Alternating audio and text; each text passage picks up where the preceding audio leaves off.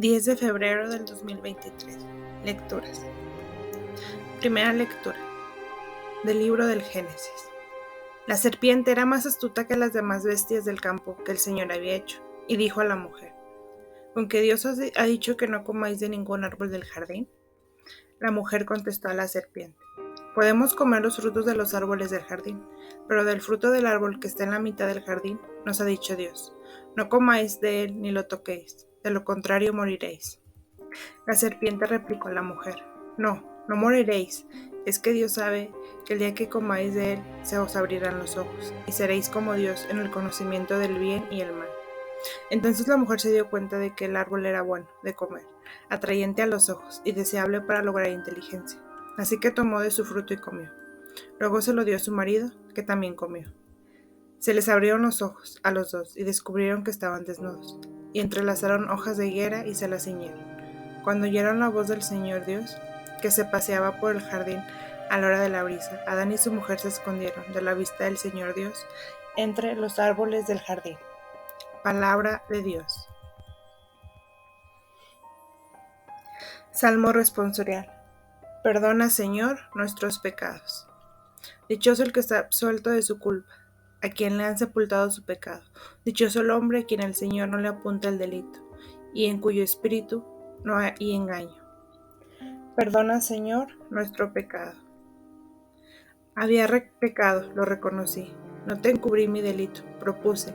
Confesaré al Señor mi culpa, y tú perdonaste mi culpa y mi pecado. Perdona, Señor, nuestros pecados. Por eso que todo fiel te suplique en el momento de la desgracia.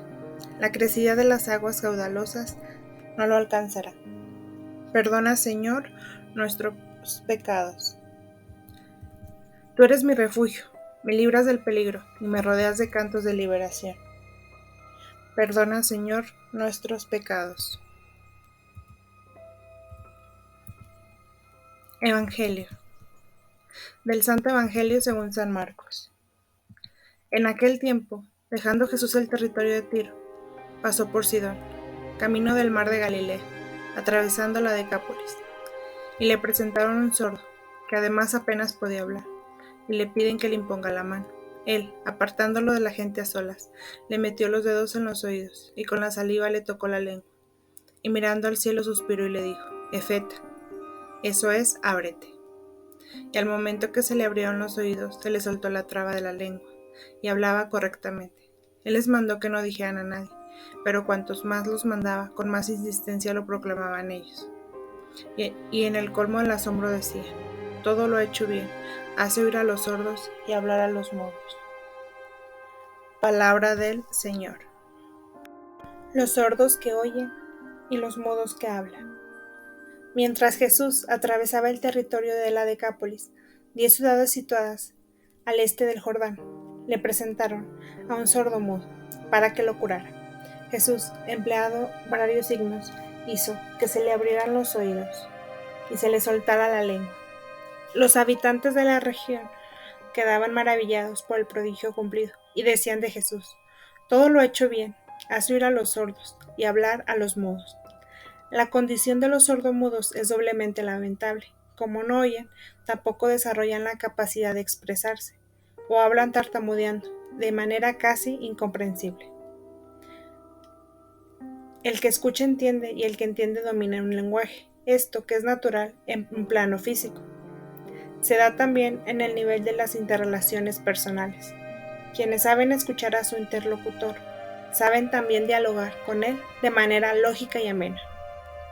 Y lo logran, y que las palabras sean al mismo tiempo vehículo de sus pensamientos.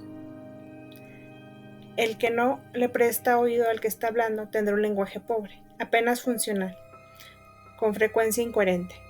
No es raro que el distraído, cuando se le está dando alguna respuesta, solo entonces pone atención y reacciona.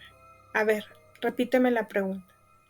Se dialoga empleando una lengua determinada, pero este instrumento hace presentes los pensamientos, los sentimientos, las intenciones y los estados de ánimo. Se habla también con los ojos, con el rostro, con el movimiento de las manos.